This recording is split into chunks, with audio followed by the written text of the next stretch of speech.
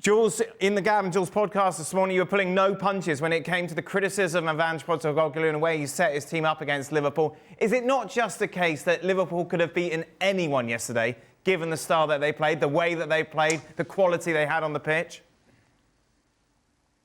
No, maybe, but the fact is they also were that good because everything that Spurs did, from the way they set up and to the way they played into Liverpool's hands. And we heard Szoboszlai here in the UK talking to the Premier League after the game, and he said, like, we knew exactly what we were going to do. We knew how much space we were going to get. That's exactly what our manager, so Arne Slot, set us up to do, because we knew. And he said, for the first time in my career, I had cramps.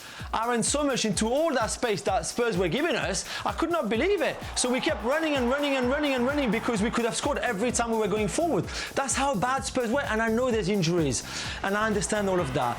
And Ange is not happy. And by the way, I'm not sure we should criticize the press for questioning his tactics that are sometimes very stupid and that is very stubborn, because he's going to lose that match. If he tries to take on the UK press and the UK media and the tabloids, etc., he's going to lose. So I don't think he should go there. Anyway, I think the way Spurs sets up, and I'm not saying he should change everything.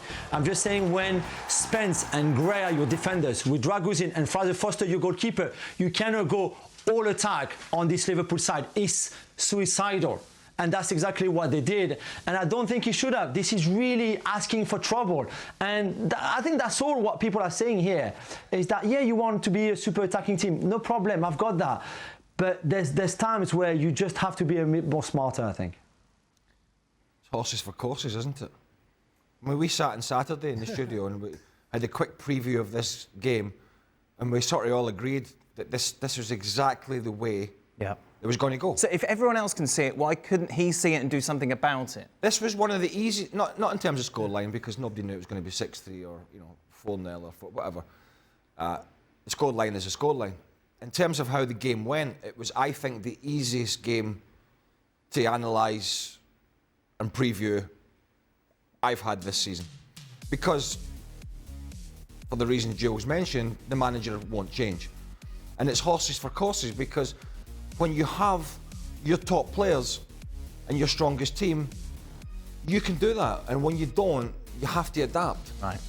And when you don't adapt, what happens is what you saw on Sunday, which was a team, after an hour, being 5 down, looking at double figures. So is he out of his depth? Is this the problem here? No, he's not out of his depth, right? He's not out of his depth. He's managed a lot of clubs in a lot of countries, and he's managed well. And he has Tottenham, and he can get Tottenham playing entertaining, attacking football. But he has gone into the mould of the most sort of stubborn, fixed bayonet manager in the Premier League. I'm not changing. 18 months, I'm not changing. You keep asking me the same question, I'm not changing. Well, it will change. Because if this continues, and Van de Ven continues to be out, and Romero continues to be out, and Bentancur's coming back, but he's also close to another suspension because he's on 4 yellow cards. If these players are missing and he doesn't change, then he'll lose his job. Yeah. Right? And then that's a problem. The best managers find a way, when they're under pressure, to get through these moments and as best they can. I'm not suggesting they were going to win the game, but make it very difficult for Liverpool to take the 3 points. And they did not. They did not. It was as easy as pie. So you've got to make it as difficult for them. And I think if Liverpool had snatched a 2-1 win and it was close and Tottenham had defended properly, I don't think too many Spurs fans would have been crying Postecoglou. They were saying, well, we're a bit short in numbers, but, we defended well. But it was the openness, it was the embarrassing nature of the performance. And as I say, if he doesn't change, then he'll lose his job and all his philosophies go out the window. Yeah. Because you've got nowhere to use them. You have to buy yourself time. Is it 3 or 4 games? When's Mickey Van de Ven back? When's Romero back? Who have we got? Right, let's just hunker down for 3 or 4 weeks, pick up a few points, the guys will be back, and then we get on the horse and we go again. Right? He's not doing that. He's saying, you're not listening to me. This is what we're doing. Archie Gray's 18. He's not a centre-half. Dragison, he's the third choice. Centre-back. Jed Spence, he was out. He wasn't even around. He's playing in the wrong position. He's playing at left back. And you're leaving yourself as open as they are. It's why I think Spurs fans, and my voice is getting deeper the longer this answer takes. Yeah, it's quite a long answer. I'm short on it. That's why Spurs fans are getting, I think, very, very annoyed with this guy. Mario?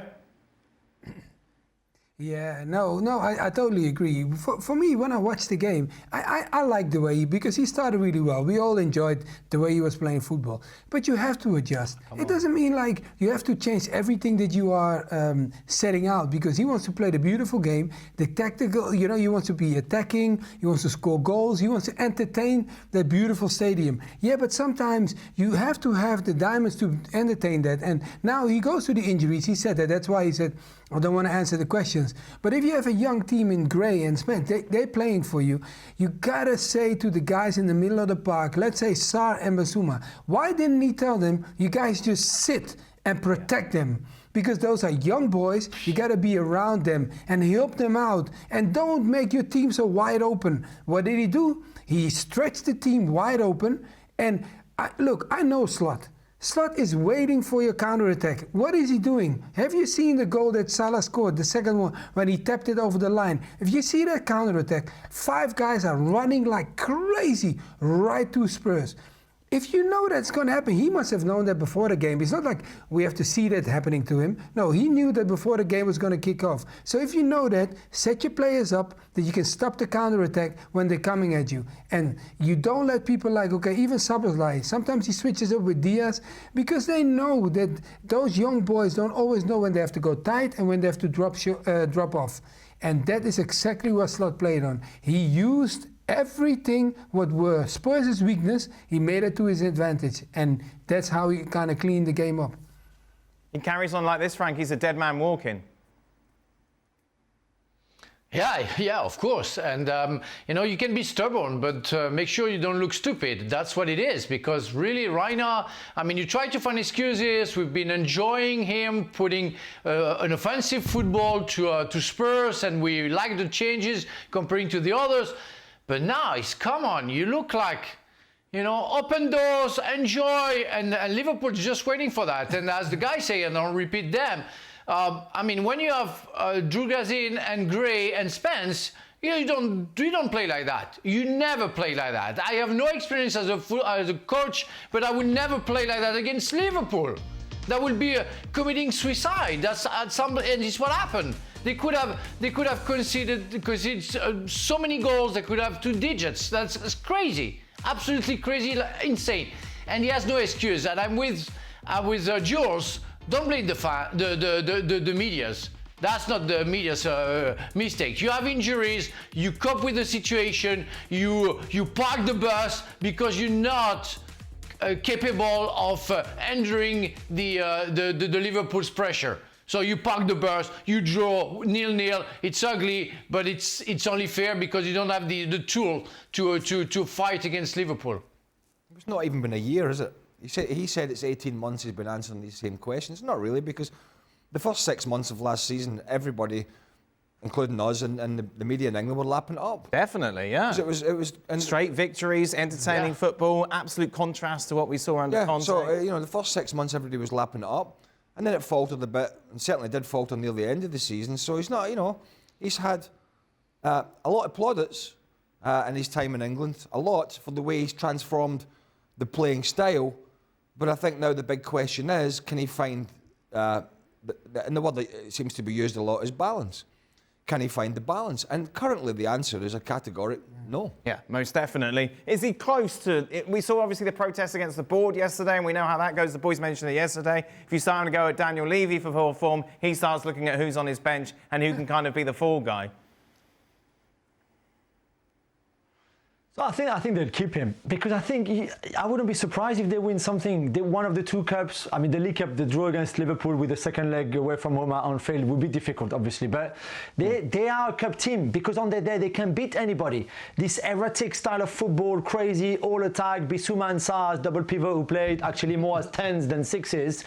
They can win. He can actually, yes, of course he can win. but you can't build anything. And eventually, I think this is what's going to cost him. Because yes, they might win something finally, and they've been waiting since 2008 to win something. But over the longer term, even the mid-term, you cannot build anything with such an erratic style. And he will never accept to change, which we understand now that, okay, no problem. And I just don't think that's good enough from a club point of view, because right now Spurs need to be building something for the longer term, and Ange is not a long-term guy.